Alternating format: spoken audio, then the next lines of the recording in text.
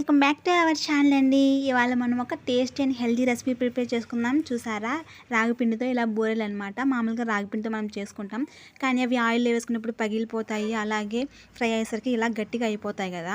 అలా ఏమీ కాకుండా ఇలా చాలా ఈజీ అండ్ సింపుల్ అండ్ సాఫ్ట్గా చేసుకునే ప్రాసెస్ అనేది ఇవాళ నేను మీకు చూపించబోతున్నాను. దానికోసం అని ఇప్పుడు బెల్లం కరిగించుకోవడానికి ఇలాగా ఒక పాత్ర చేసుకొని, మీకు పిండి క్వాంటిటీకి తగ్గ బెల్లం వేసుకోండి. బెల్లం వేసుకున్నాక అందులో కొంచెం వాటర్ సరిపోతుంది. మనకు బెల్లం కరిగేసరికి బాగా మనకు ఇలా వాటర్ అందులోనే వచ్చేస్తుంది కదా. ఇలా బెల్లం ఇలా కరగబెట్టుకుంటూ ఉండాలి. పాకమే అవసరం లేదండి, జస్ట్ కరిగేసి ఉండలంతా పోయి మనకు చెత్త అది వడగట్టుకోవడానికి సరిపోతుంది అనమాట. అలా అది మనకు బాయిల్ అవుతూ ఉన్నప్పుడు ఇలా బౌల్ తీసేసుకొని నేను రాగిపిండి తీసుకున్నాను. అలాగే కొంచెం గోధుమ పిండి సరిపోతుంది. ఎందుకంటే ఈ గోధుమ పిండి అనేది దానికి సాఫ్ట్ స్ట్రక్చర్ అనేది తీసుకొస్తుంది. అందుకని చెప్పేసి నేను కొంచెం గోధుమ పిండి వేసుకున్నాను. అలాగే వంట సోడా, సాల్ట్ ఇవన్నీ వేసేసి ఇవన్నీ కూడా బాగా కలిసేలాగా మొత్తం ఒకసారి ఇలా బాగా కలిపేసుకోవాలి. ఎందుకంటే సోడా వేయడం వల్ల మనకు బూరెలు అనేవి బాగా సాఫ్ట్గా వచ్చి పొంగుతూ వస్తాయి. ఇప్పుడు అలాగే ఎండు కొబ్బరి పొడి, ఎందుకంటే నేను ఎండు కొబ్బరిని పాడవకుండా కొంచెం పసుపు పూసాను, అందుకని కొంచెం ఎల్లోయిష్గా ఉంది. ఎండు కొబ్బరి పొడి, అలాగే నువ్వులు తెల్లవి లేకపోతే నల్లవి, నేనైతే తెల్ల వేసుకున్నాను.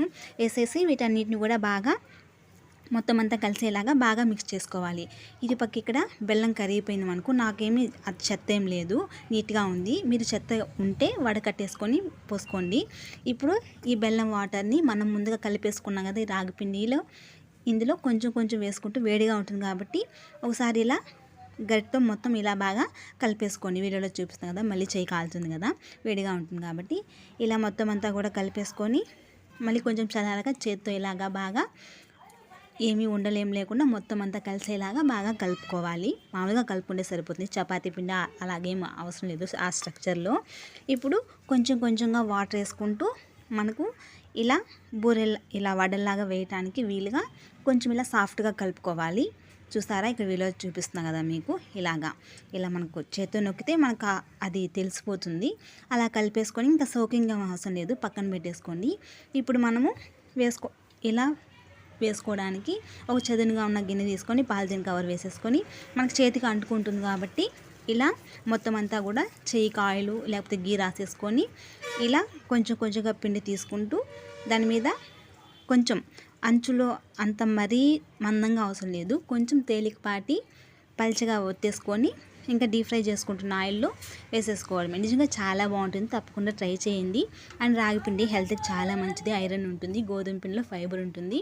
తప్పకుండా పిల్లలకి చేసి పెట్టండి. ఈ క్లైమేట్లో ఇలా వేడివేడిగా అప్పటికప్పుడు ఈజీగా చేసుకోవచ్చు కాబట్టి హ్యాపీగా తినేయచ్చు, అండ్ చాలా టేస్టీగా కూడా ఉంటాయి. చూసారా, ఆయిల్లో వేస్తుంది ఎంత బాగా అన్నీ కూడా పొంగుతూ వచ్చాయో.